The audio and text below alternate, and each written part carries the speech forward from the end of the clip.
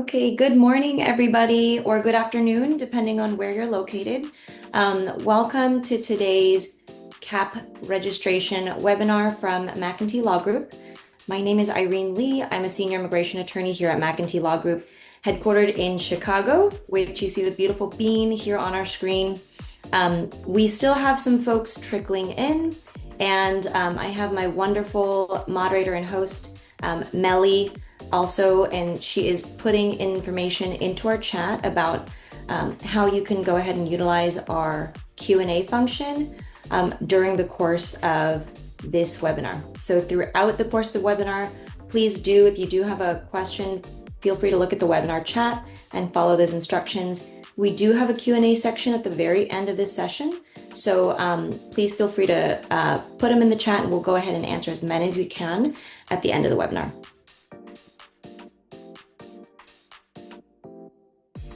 Next slide, please. Thank you. So just so everybody knows, this is a webinar just for informational purposes only. This is not meant to be construed as specific legal advice to you on the call or on the line. So when you are providing your questions, please make sure to be mindful that you may not want to present or provide information that's personal or sensitive to you. Anything that you might want to have a separate conversation with one of our attorneys about, we can absolutely set you up with a consultation so we can give you specific legal advice.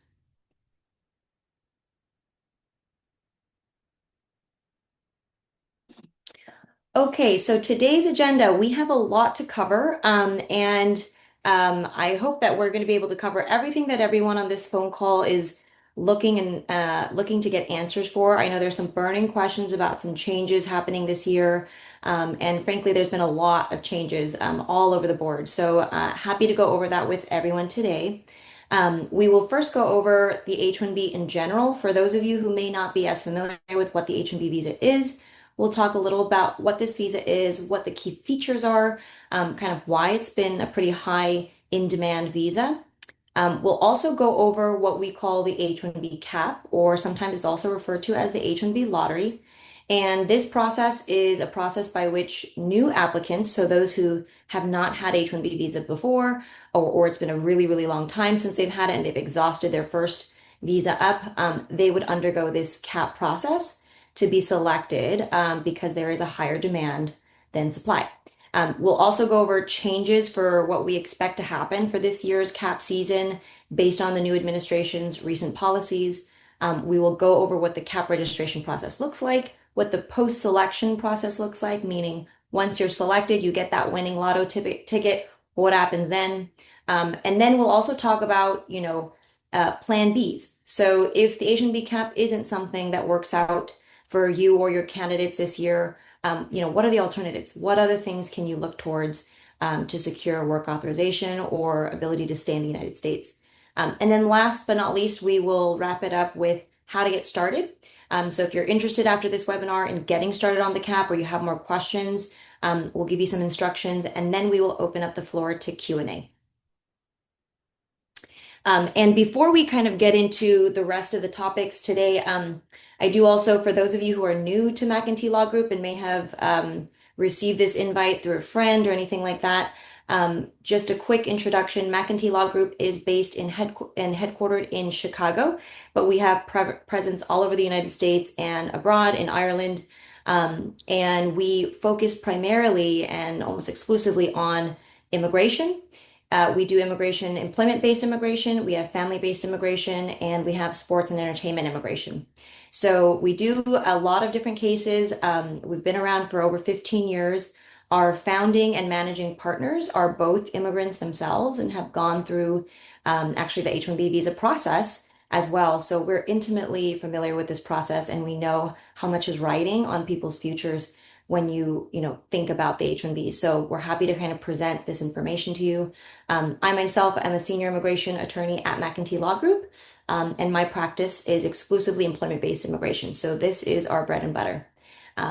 Okay, and without further ado, we can go ahead and get started on the H-1B overview.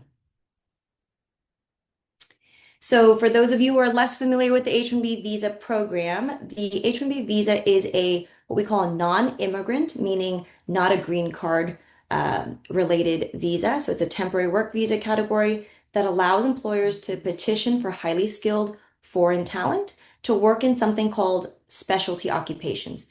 Now, what the government terms or defines as a specialty occupation is a position that would ordinarily require a bachelor's degree or its equivalent, a foreign equivalent is okay too, in a directly related field. And we'll kind of go into some examples of what that really means in practice on the next slide. So, what are the key features of the H-1B? What are things to keep in mind? So, the H-1B visa is a temporary work visa. As we mentioned, it is not a green card or anything like that, but it does allow foreign talent to work for US companies for a period of 6 years total. And they are generally granted in increments of 3 years, with some exceptions. So, what are those exceptions? Well, anytime an H-1B worker travels overseas, and spends physical time, so they're physically outside of the government, outside of the United States, the government does not count any of those days towards that 6 year total. So we call this recapture time. So, 6 years really means 6 years physically in the United States in H-1B status. In addition, those H-1B visa holders who pursue the green card pathway may be able to extend their H-1B beyond the 6 year period if they reach a certain point in the green card. So for that reason, the H-1B visa is really attractive for those who are coming from countries with high demand, high application rates into the United States and have a really, really long time to get a green card. The H-1B visa is a great option for those folks because there is a certain sense of security, even after the 6 years, if you make moves early enough for the green card. The other things about the H-1B that are good to know are probably the most important thing after getting an H-1B visa approved is remembering that these visas are tied to a specific employer, a specific job, and a specific work site, as well as wage obligations based on the work site and the job that you've offered. So, of course, throughout the course of 6 years, employees who are doing stellar jobs are probably going to be promoted, their jobs are going to change, etc. Their work site changes, especially right now with remote work and hybrid work being really prevalent. So one thing to remember is if you're an H-1B employer with H-1B employees on staff, any changes to the employing entity, so if there's a corporate restructuring or something like that happening, let us know. If there's a change to the duties that have been pre-approved by the government, let us know. Change in work site and salary, etc.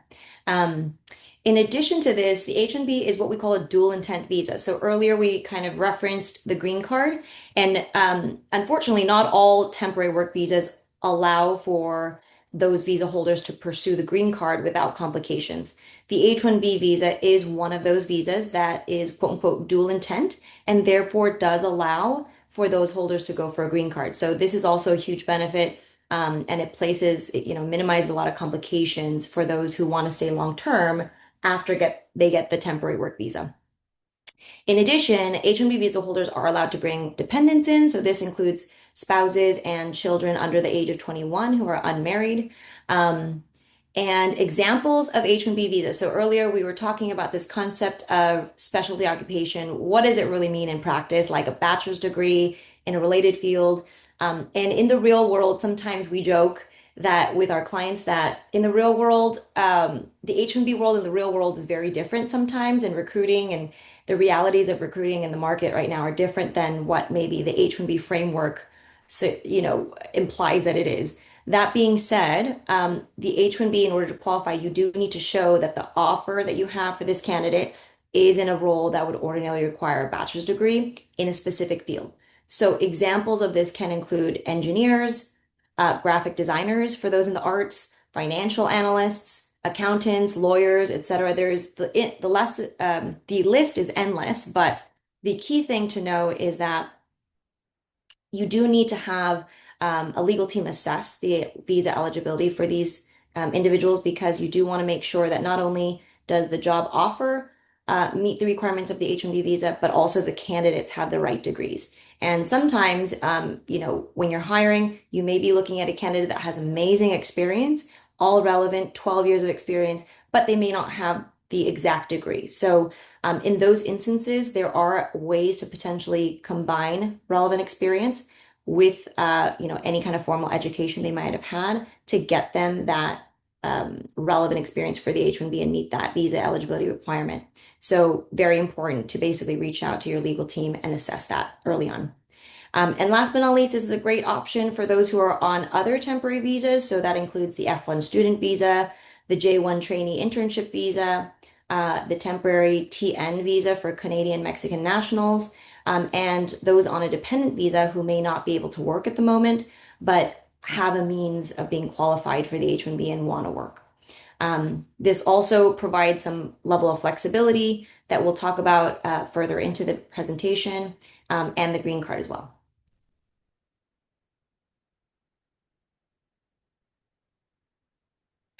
Now, before we get into the nitty-gritties of what the H-1B process looks like, especially for this season, we'll just reference two quick terms here that we use often in the legal world, but in general, it probably just sounds like mumbo jumbo. So we will explain this up front so it's not confusing. The very common terminology for a US company or the employer that's sponsoring an H-1B candidate is what the government calls a petitioner. When we are sponsoring a candidate for the very first time, meaning they do need to go through the CAP or the lottery process, you, as the employer, would be called a registrant. So you would be an H-1B CAP registrant, so that you would be submitting registrations for those candidates. And then after selection, once you are invited to submit a full petition, you would then be called the petitioner.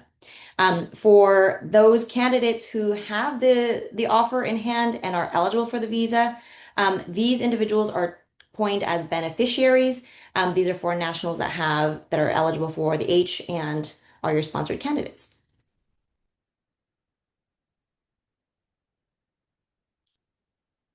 So these are just kind of some interesting numbers that, we came across as we were preparing for the presentation. Thought it might be interesting just to kind of give everyone a sense of, what does the H-1B mean and how has the program really affected, uh, our economy? How much has it affected? How much has this administration and recent changes affected kind of the appetite for H-1B approvals and H-1B petitions?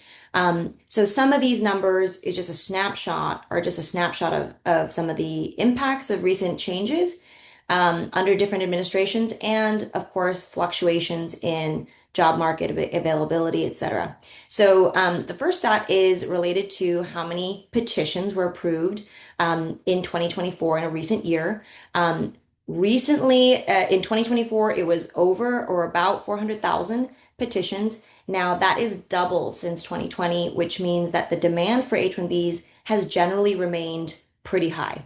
And among those H-1B petitions, the most common H-1B job that is petitioned for are computer related. So this has been the most common type of job in the past over a decade.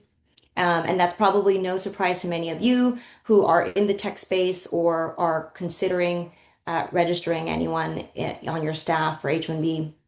These are very, very common petitions. However, it's not to say that non-computer related jobs cannot qualify for the H-1B. So earlier we referenced graphic designers, lawyers, financial analysts, etc. So when in doubt, please let us know, and we would be happy to give you an assessment for whether or not your candidate and the job you're thinking of would qualify. The other kind of interesting stat juxtaposed with the first one is that CAP registrations have actually decreased in most recent years. So fiscal year 2026 was just last year's H-1B CAP season. There was about 35, almost 360,000 registrants or registrations that were submitted. And that is down from the year prior to that, which was 479,000. And even so, the year before that was much, much higher. So almost, double, less than double, people have been registering candidates in the last 2 years. Part of that historically has been because there have been changes in recent years with respect to combating fraud and multiple registrations for beneficiaries from the same company, etc. So the administration's efforts to do that have limited some of these numbers, which would have been counted twice or whatnot in years prior. But I also think that part of this has a factor in just the general climate that we're kind of seeing with immigration in recent years. Um, in addition to that, selection odds historically are fall around 20 to 40%. So 30% is right in the middle of that. Last year was a little bit higher. I believe it was about 35% selection odds. So if you are considering a candidate for this year, just keep in mind that while these selection odds feel low, in this year there are some predictions that selections may actually increase for a couple of different reasons, and we'll discuss that later on in the presentation.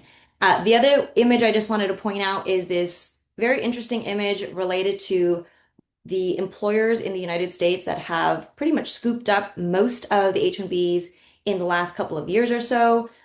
So at the top there, it's very small print. So if you can read it, then you have great vision or great glasses. But the top there is Amazon, Cognizant, Infosys, Tata, Google, Microsoft, Apple, etc.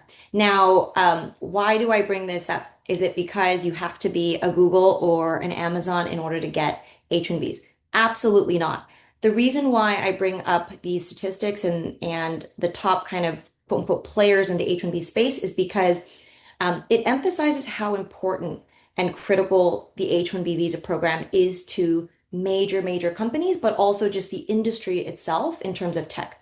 Although the H-1B is not exclusive to the tech industry, it's no secret to those who are familiar with the H-1B visa program and those who have actively hired H-1B candidates that these candidates are incredibly talented and are in very high demand in the tech industry and beyond for some of the biggest players in those spaces. And that continues to be the case.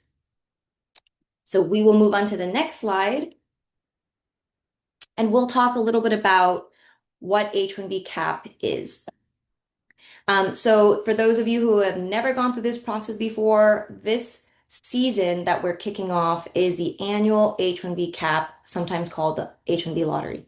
The basic nuts and bolts of this is that for for any employee or candidate who has not held an H-1B visa, and needs to apply for a new one, because there is an annual cap or a quota, a ceiling of how many new H-1B visas can be issued by the government every year. And those numbers are posted here, 65,000 for quote unquote regular cap. That means anyone with a bachelor's degree, and 20,000 it just reserved for those who have a US master's degree. So a foreign master's degree wouldn't count, but if you were going to school in the United States and you got a US master's, you would count for that 20,000 reserved slot. So this is the maximum that the government will issue every year for new applicants. And because historically the demand for H-1Bs has risen continuously year after year, this is why the H-1B lottery has been a system that the government has used to select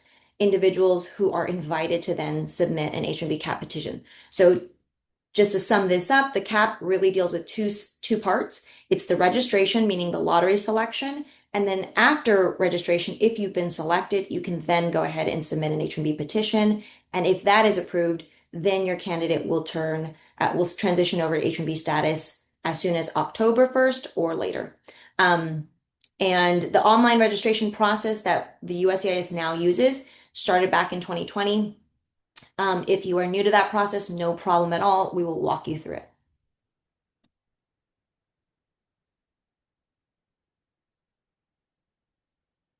Now, changes for this year's CAP season. I know that many of you who are on the call probably have some burning questions about what's going on with this year's CAP season.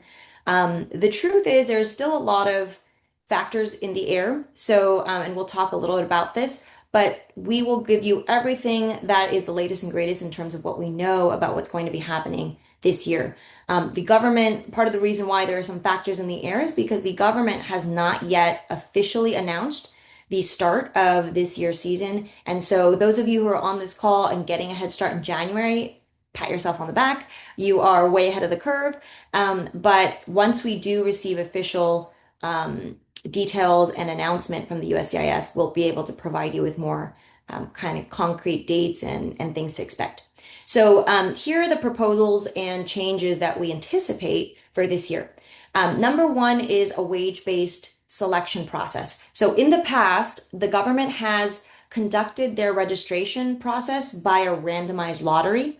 And so, they would take a look at both buckets, the regular cap and the advanced US Masters cap, and they would randomize their selections based on just those two factors.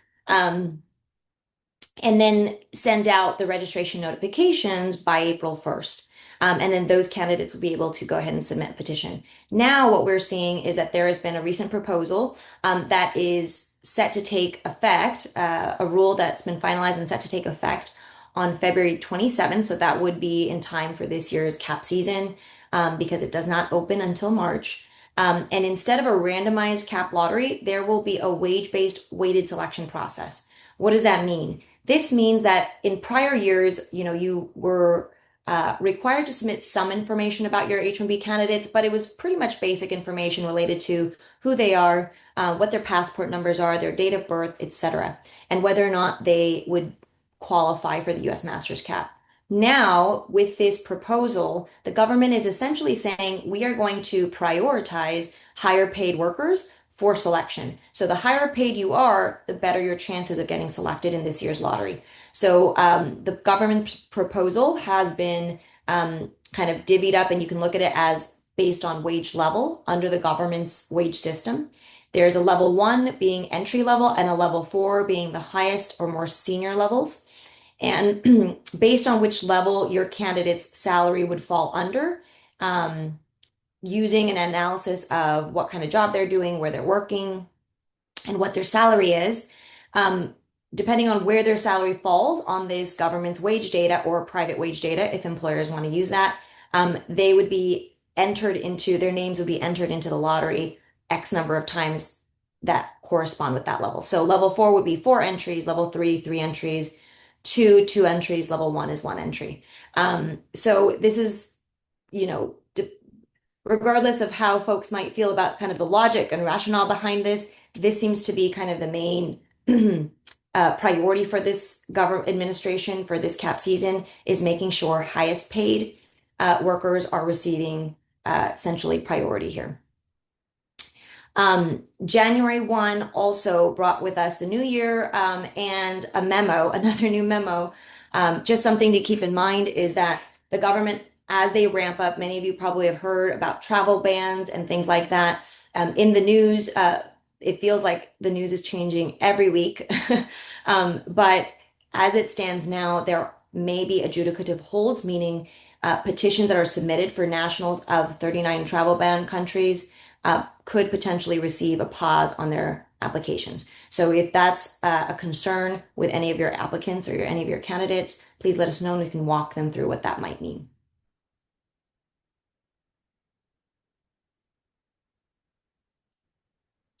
Now, the other thing to note about this year's registration, I know a lot of employers out there are also wondering, what are the fees?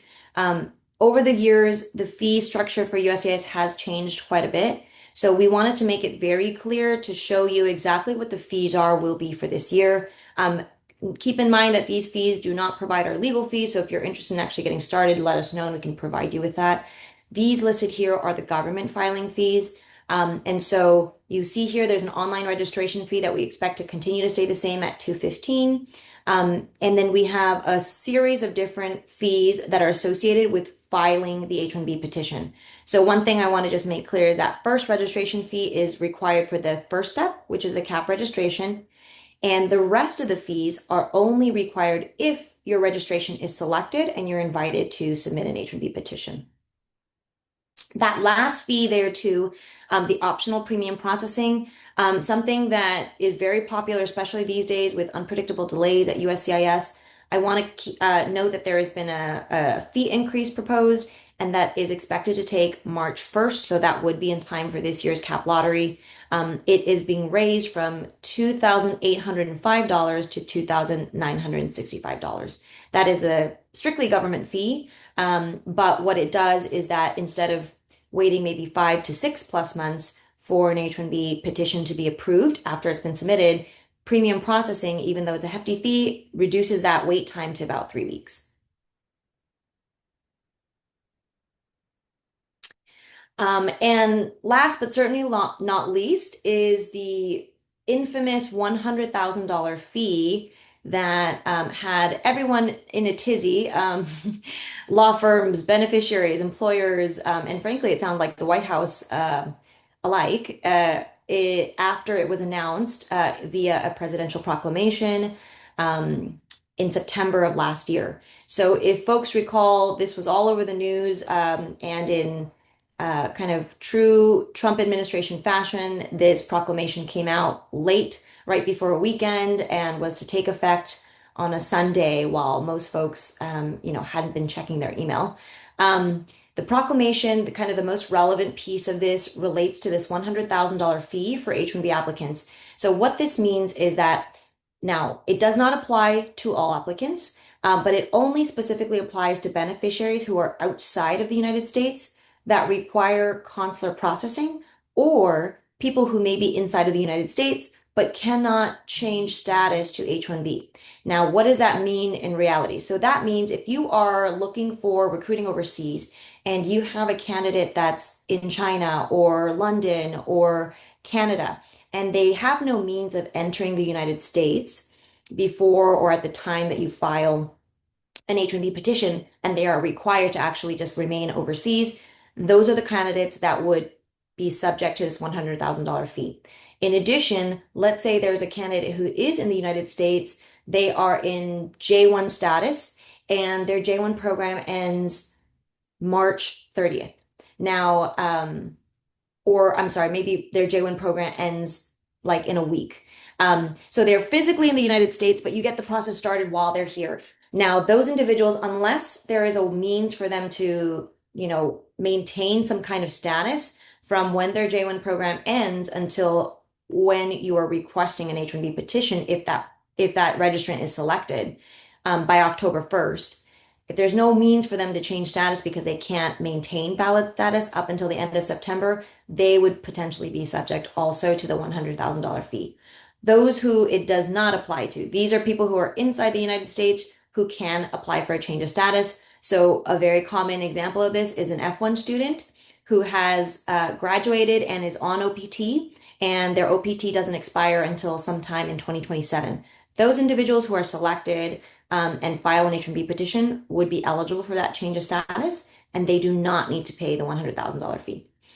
So hopefully that is very clear. I know that this fee is significant, and there are ongoing lawsuits related to this. Specifically, there were 22 states that filed a lawsuit, and this litigation is still ongoing. But as of right now, our expectation is that this will apply for this year's CAP season unless we hear anything else from these lawsuits. And one other thing to note is that this fee is separate from regular USCIS filing fees. So that's in addition to the fees that we just saw on the prior slide.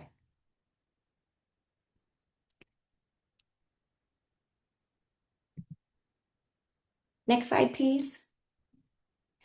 Okay, now we're going to move down to the H-1B cap timeline. And I do see that there are more questions coming into our chat box, so that's great. Thank you guys for sending in your questions. We will make sure to reserve some time at the end to go over them. And of course, you can always reach out to us with your specific case questions after this via consult. The H-1B cap timeline this year is estimated because the government has not yet announced what the official dates will be. However, our estimations are based on prior years. So this is what you can expect moving forward in the next couple of months. So usually the case initiation part, that's step one. What that means is we would be starting right now through the end of February to gather your candidate's information and assess visa eligibility. So if you're interested in getting started, I recommend reaching out to us, letting us know, that you have candidates you're interested in sponsoring, and then we can go ahead and elicit whatever information we need to assess whether or not they are qualified. And if so, we kick the process off for you. We do recommend, because it takes some time to gather information and review eligibility, that you get started as soon as possible. So our team has kicked off our CAP season for this year. We do have a deadline by February 20th to send us candidates. Anyone that is sent to us after February 20th, we'll do our absolute best to get them in on time. But because we want to make sure all of the candidates who were submitted earlier than February 20th are guaranteed. Just keep in mind that your candidates post February 20th could be subject to rush fees. And we would need to get information really quickly. In addition, this is around the time that companies would create your myuscis.gov account. This is a part of the process that is required for all registrants, and we'll talk a little bit more about this later on in the presentation. Now, once we pass January and February, we are now approaching the opening of the registration period in March. Typically, the registration opens for a 2 to 3 week period. In March, last year, I believe it opened March 7th and closed March 24th. And this period is when you would submit all your registrations via the government online portal. This process is conducted between the legal representatives, so our law firm, and the employers. So we would go ahead and make sure that we provide you with all that guideline and the instructions so that those registrations get submitted at a time. Now we're approaching April, so the flowers are blooming hopefully by now, and the rain has gone away, and at least not in San Francisco, but hopefully elsewhere. And we are now at a place where we are anticipating those announcements from USCIS about selections. So typically, after the registration window closes in March, we would receive selections at the end of March, but by April 1st. So by April 1st, we should know who has been selected in the first round of the registration. And then those applicants will receive, or those candidates will receive a 90-day window to file full H-1B petitions. So as soon as we're alerted, we would tell you and your candidate that you've been selected, or if you haven't been selected, we would also notify you of that. And those who are selected, we'd kick off the H-1B process for you. Now, in prior years, although it's not guaranteed, it is possible that we could have more than one selection round. So this just depends on who actually submits a visa petition during that first round. If there aren't enough petitions submitted and there are some extra visa numbers over, in prior years, the government has actually announced more selections in July or even as late as November. So we'll let all of our clients know either way by April 1st or by July, whether or not we think there's going to be any other selections or if the government has closed the cap. Now, the next significant date is October 1st. That is the first first date of the government's fiscal year. And so anyone who has been accepted and has been approved for an H-1B petition that year will be able to transition to H-1B status by October 1st or later if that petition is pending or something like that. So that's a critical timeline, and this gives you kind of a bird's eye view of how the year will look for the cap season.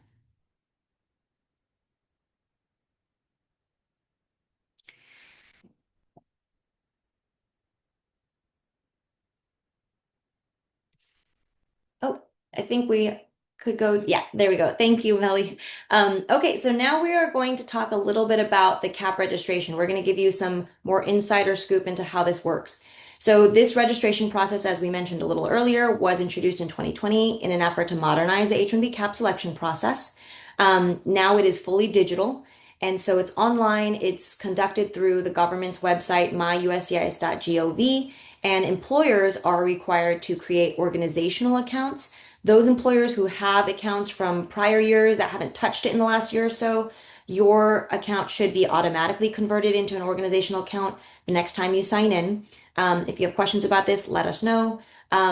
You can start and create an organizational account at any time. You don't have to wait for the registration period to open. So we do recommend those who don't have it to create one and reach out to us for instructions on this. As I mentioned, the registration period should open in early March for 2 weeks, selections announced by April 1st. And this selection process, in addition to the wage-based change that we're going to see this year, the government is still implementing their one registration per beneficiary rule. And what this means is, one employer can register that one beneficiary one time. So in prior years, companies had registered multiple times for the same beneficiary, and that is no longer allowed.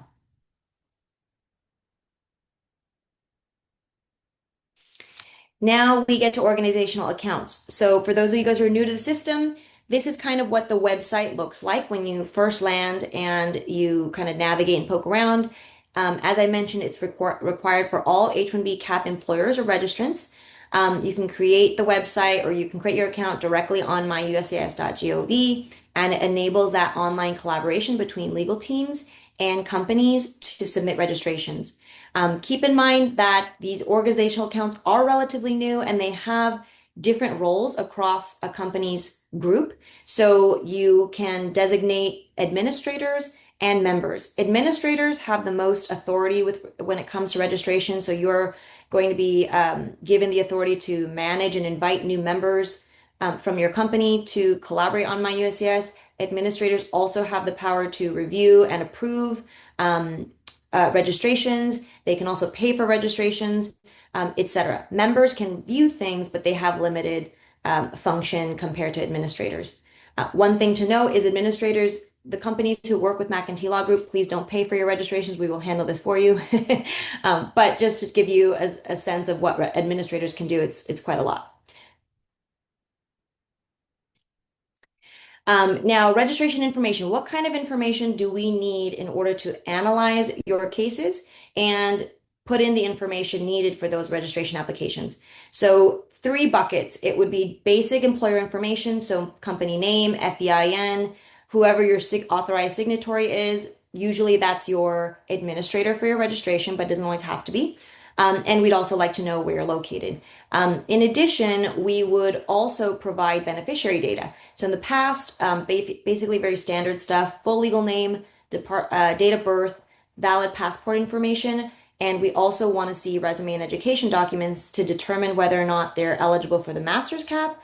And of course, we also want the H-1B position details this year because we will need to analyze number one, whether or not your candidates are eligible for the H-1B visa. But number two, based on this wage-based selection process, we will also need to do an additional analysis of which wage level they would fall under for registration selection purposes.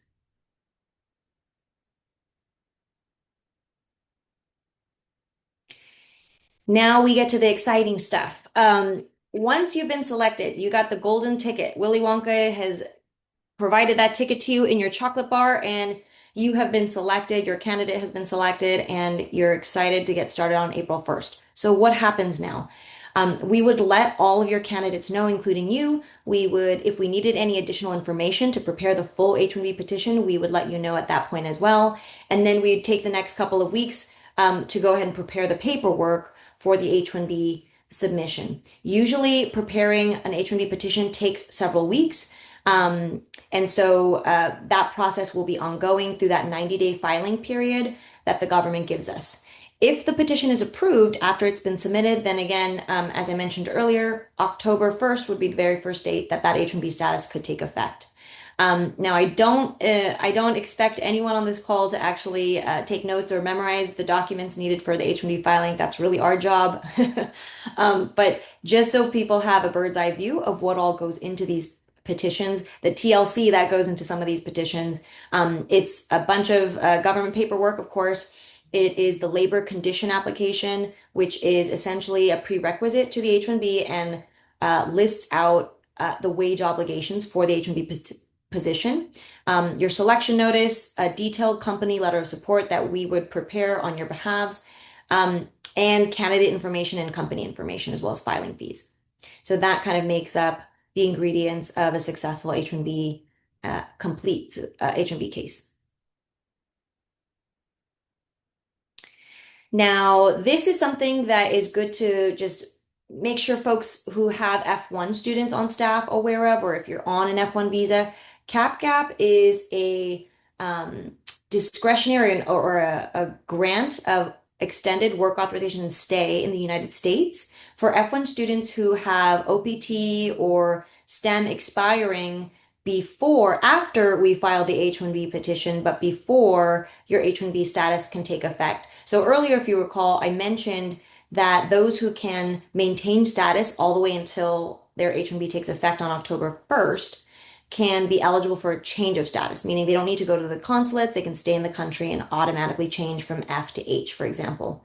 Cap gap is meant for those who maybe have an OPT or STEM OPT EAD expiring in the middle of the season, so July or August. So you have a little bit of a gap between then and October 1st. Those individuals would be able to extend their work authorization through cap gap. They would need to do so at their university level and obtain an updated I-20 that annotates this, but they would be able to have work authorization all the way until April 1st of the following year, while they wait for their H-1B petition to be approved. So this is a great benefit for those who are worried about running out of time on F1, and we can navigate folks through that. The basic thing to keep in mind with cap gap candidates is that number one, premium processing is usually recommended so you can get a faster adjudication. But also number two, these candidates can absolutely not travel. They should avoid international travel while the H-1B petition is pending.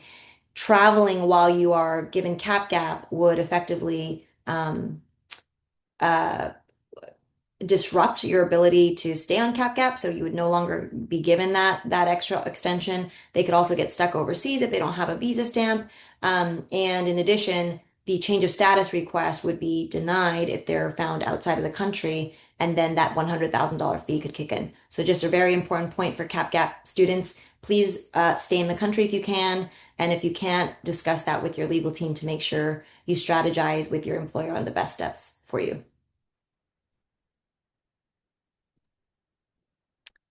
Travel considerations. So we just touched on this. I think that there's been a lot of things that come up, especially in the summertime. People naturally want to go travel and they're like, oh, can I travel while the H-1B petition is going on? And here's some things, just some general tips. Everybody's situation is different. So please, if you do have a candidate or you are a candidate that is, has a travel, important international trip coming up that you cannot avoid, please let us know. Generally speaking, right now, we are advising most of our clients to avoid international travel, unless it's unavoidable. Obviously, we know things come up. And so it's not to say that everyone should not travel, but you do have to be extra careful in this environment because of a lot of different changes happening. And you have to be just aware and informed and prepared for possible delays, border, additional scrutiny, etc. So a couple of things we've been hearing about visa scheduling delays at the consulate. So we had folks who just this week, I had a client who reached out about a visa stamping appointment that they had made for next month and just received notice a day ago that that consulate rescheduled them for a date in 2027. Thankfully, so over a year of a delay. Thankfully, that client did not leave the United States, because had they left the United States by then and not had a visa stamp to come back in on, they could effectively be delayed for over a year overseas. So just something to keep in mind. These are usual exceptions, but they are becoming increasingly common. So keep that in mind. Social media vetting is now a new thing for F1, HB, and other non-immigrant visa categories at the consulate. So when you're applying for a visa stamp, the government can look and will require you to put your social media accounts on public, and anything that's listed on your social media or on your online presence really that might be seen as a national security issue. And what that means is very broad, and the government has a lot of discretion on how they define that. So just keep that in mind. That's something that's happening as well. In addition, those who need visa appointments based on a recent policy from the Department of State last year are now encouraged to only apply for a visa stamp in your home country or your country of residence where you can show evidence of residence. If you decide to go to a third party country, like we've been able to do in the past, the government has warned that your visa could be denied or delayed or canceled. A visa appointment could be canceled, excuse me. There's also just generally a little bit more heightened scrutiny at the borders. Officers can search your electronic belongings and things like that. So just something to keep in mind. Like I mentioned, if you've got travel plans, it's not to say you cannot go, but please make sure you let us know so that we can give you all the information that you need to stay informed. Also, if you can't monitor the news, just let us know if you have a question, because we know that the news right now is overwhelming and we're getting new alerts every single day. It almost feels like there's nonstop news cycles going on. But there are travel bans and restrictions happening for many different countries, so please keep that in mind. And then like we mentioned, the special issues for F1 Cap Gap students. Last but not least, the registration and selection process does not affect international travel. So your candidates are not required to be in the United States when this is going on, but you must be physically present in the United States to file the H-1B change of status if you've been selected. So this would be to avoid the $100,000 fee. Last, those who have overseas consular approvals can enter the United States, but no earlier than September 21, usually 10 days before your H-1B start date.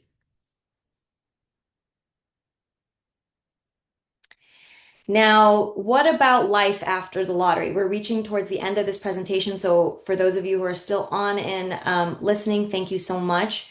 A lot of this has been about, the H-1B and how to get an H-1B and what that process looks like. But there's an entire world, sometimes we like to call it the alphabet soup of visas that are available to highly skilled foreign workers. So if the H-1B cap lottery does not work out for you or your candidates this year, reach out. We have a practice of, sending consultations or providing consultations and also analyzing other options for candidates who don't get selected. So if you do work with McEntee Law Group, we'll be happy to assess any other options that your candidates might be able to pursue if they don't get a cap selection this year. So examples of that are, for example, if your candidate still has plenty of work authorization to bring them through next year's cap, we could potentially look at exploring that next year. There is also something called an H-1B cap exempt employer, which means these are usually limited to nonprofits, universities, and government entities that have a research function. These types of employers can apply for H-1B for candidates all year round. They are not subject to the cap, so this is a special benefit for those organizations. If your organization sounds like one of those, please reach out to us because there might be some, year-round options for you and your hiring needs. And then last but not least, the alphabet soup, F1 student status. Sometimes folks decide, you know what, if I can't get the cap, let me go get my master's or PhD. For those who are, academically ambitious in that way, F1, going for another F1 program could be an option. The O1 is for extraordinary talent. So our extraordinary ability visas, we do a ton of these and we have experts on staff in the O1 category. So if that seems like one of your stellar candidates, let us know and we could assess them for that.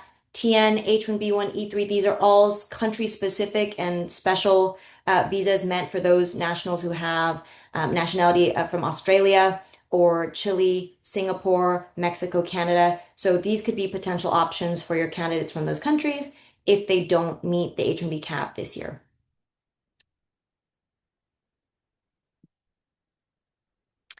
Now, if you're interested in getting started, I hope that this presentation has kind of inspired something in any of you who are curious about it but weren't sure how to get started. And if that's you, please reach out to us ASAP.